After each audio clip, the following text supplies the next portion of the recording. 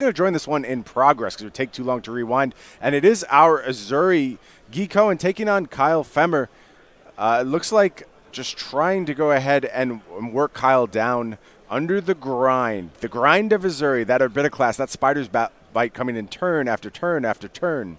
I want to talk about the trench that Kyle has represented here. So Uzuri, very, very well known for threatening the Lexi's arsenal, and Lexis have started pivoting to Trench because of Warmong's diplomacy, but it has the additional benefit against Uzuri because if they play Stealth card into flash in a CNC, for example, you can just Trench a card away and not lose the card from your deck because Uzuri's alternate win condition, aside from damage, is decking the Lexi out. So Trench lets you preserve cards in deck if they, stealth in a CNC.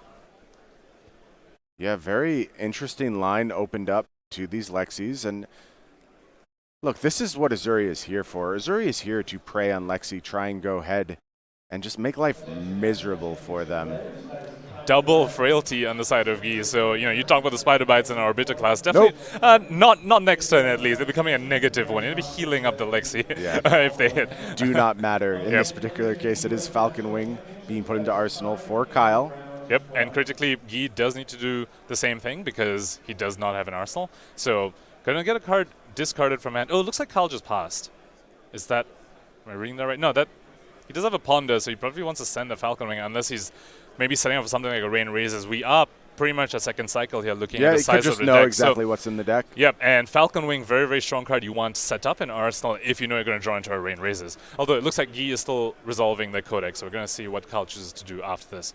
Bringing that Isolate, very, very strong card to put in Arsenal. Stealth card, cost 0, lets you swap it for something else in your hand. Yep, makes sense. Going to threaten a difficult to deal with on-hit trigger on the next turn.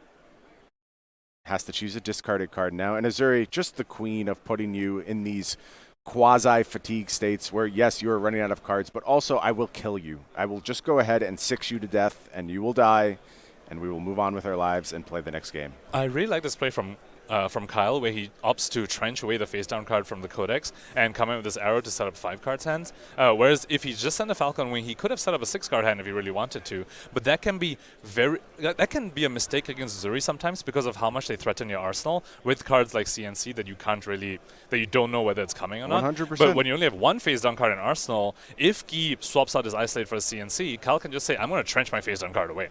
Triple frailty turn here that Guy is playing under. That is going to mean that Kyle is going ahead and committing some blocks to this Isolate. Look like debating that trench for a little while, getting involved here. So this Isolate is coming in for 0 since it did come from the Arsenal from the Codex of Frailty. Huge threat. Of course, that is not the threatening part of the Isolate. The threatening part is the stealth that's written on that. Well, cold foil, young Azuri floating down in the feature match area right now. Not signed like the young Dorinthia we saw in the previous game, but cold foil. Death Touch is the swap in here. A very, very powerful option, going to let Guy get exactly what he needs in terms of debuffs on this turn. Of course, Frailty extremely powerful against Lexi's. Another reason why the Assassin class just tends to be so good into Lexi. Yeah, and Blood Rod was a serious consideration there, but Guy is saying, you know what, I'm just going to reduce your damage output, and I know I have inevitability with my weapons, so I'm saying I'm going to reduce your damage output instead of trying to deal more damage to you, because I have inevitable damage, whereas you don't. Alright, so Kyle's starting with the flip of the Lexi, showing the 3 of a kind, which... So interesting that he chose to flip before playing it. He could have just played it and saved the Lexi flip. And this opens up plays like a bolt and shot reload later on. A bolt and shot reload into a face down card, which you can then flip a Lexi and continue firing with your bow. Yeah, but since he flipped first, that option won't be available to him. Maybe he knows he doesn't have bolt and shots left in the deck. Maybe he's not worried about potentially We're reloading. certainly at a known state at this point. Like those cards in the deck are all known. Let's see how the output looks. How was the pitch stacking from this Lexi?